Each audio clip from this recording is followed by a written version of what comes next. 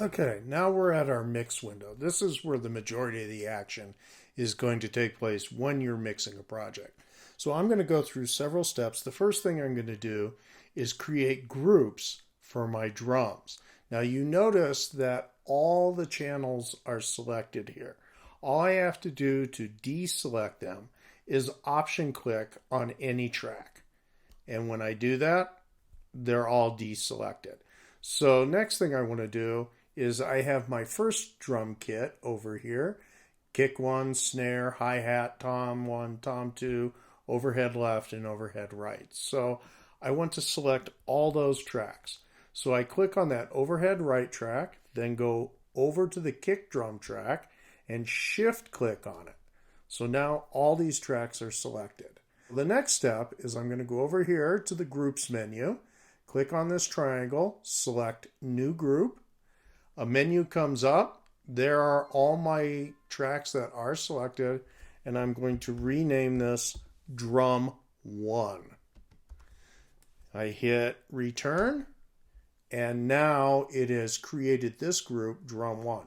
So now whenever I bring up one volume slider, it will move all the volume sliders. Same thing, if I want to solo all the tracks, it will solo all of them, or mute them all. It will do it all at once. If I want to disable this group, all I have to do is go over to that groups area over here again and click on it, and now I can move tracks individually. This comes in very helpful when you want to adjust after you've set all your mic levels for the different drum tracks, and you want to go ahead and bring the entire group up or down. I will go ahead then and do that with the second drummer there. New group, call it Drum 2. Hit OK, and now they're all grouped together. Next step, I want to go ahead and pan the drums. So if you remember, we had two drummers on this session, and we decided that we're going to use what's called audience perspective. So drummer number 1 is on the left side of the stage. Drummer number 2 is on the right side of the stage.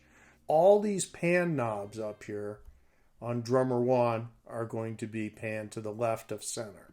So I'm going to take that overhead left, pan it all the way left, and then overhead right and pan it just slightly left of center.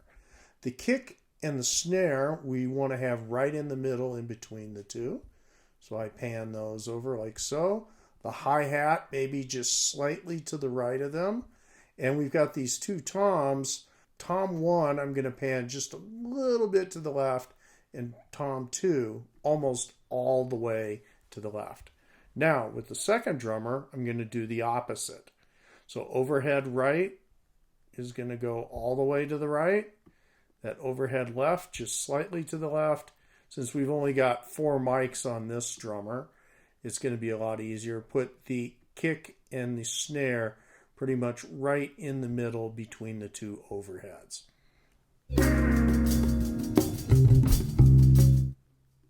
Now, let's move on to the next step, which is panning the other instruments. So we have a bass, 2 guitars, saxophone, and a percussion.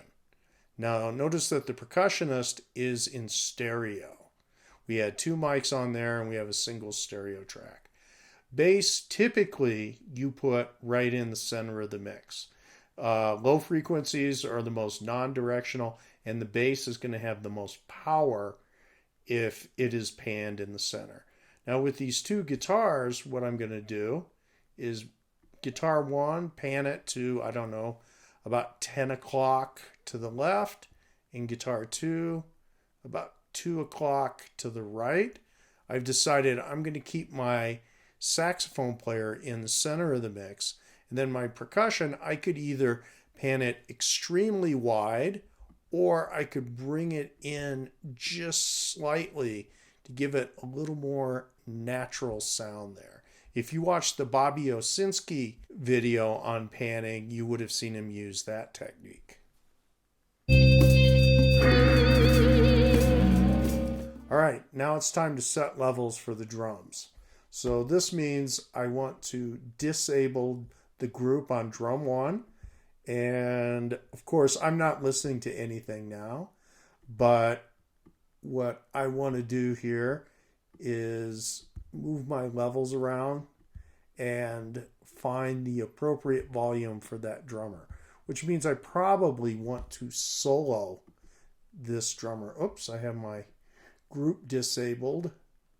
Now I have them all soloed, so I can move around and find the volume levels here.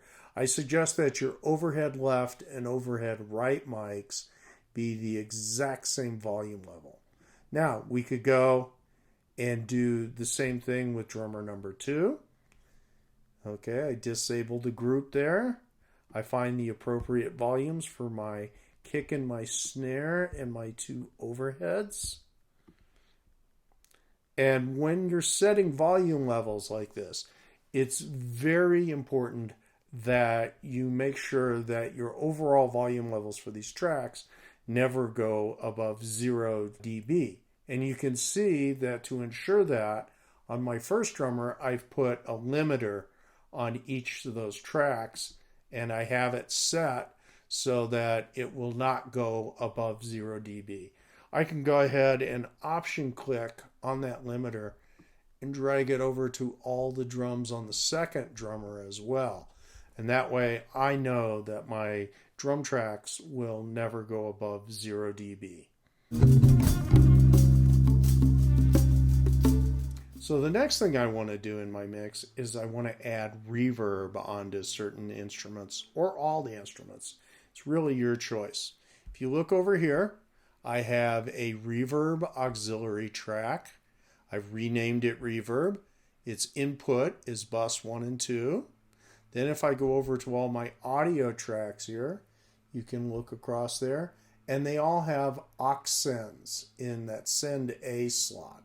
And they have their destination as being labeled as bus 1 and 2. So I can go ahead and start playback here.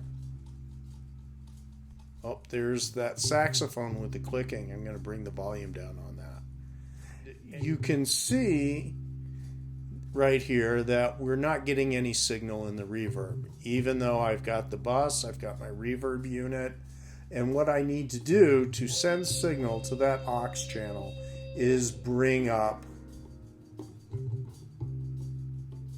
these send faders. And as soon as I do that, I'm just doing them all on drum 1 right now. Now you can start to see we're getting a little bit of signal on our reverb track. I can bring them up a little bit more, make it a little more obvious. And as I bring up the reverb send levels here, you can see that we get more reverb on that aux track. So I could go ahead and do that with the guitars, with the second drummer.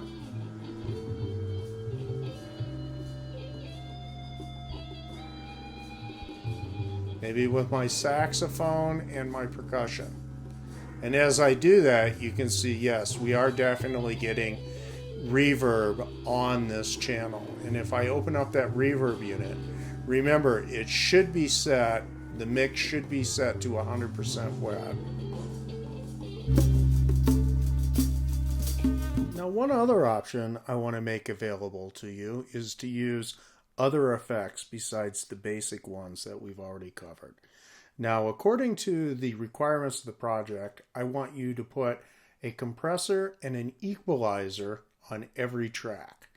But if you look here on the saxophone track, I've actually added a delay unit. And I did the same thing on the second guitar track.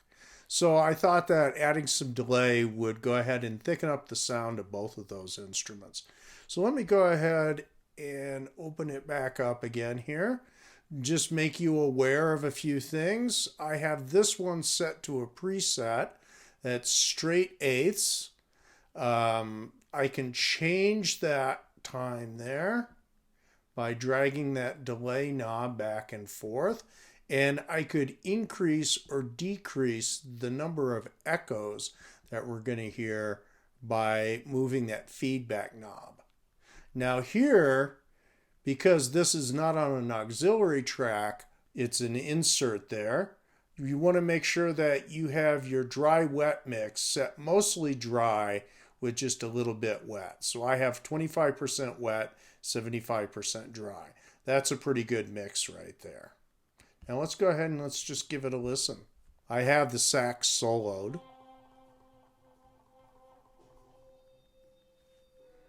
And you can hear, if I command click, there's without the saxophone delay. Here's with the delay. Without the delay, with the delay. So you can hear it really thickens up the sound. So that's just an option that you can pursue if you so choose in your mix.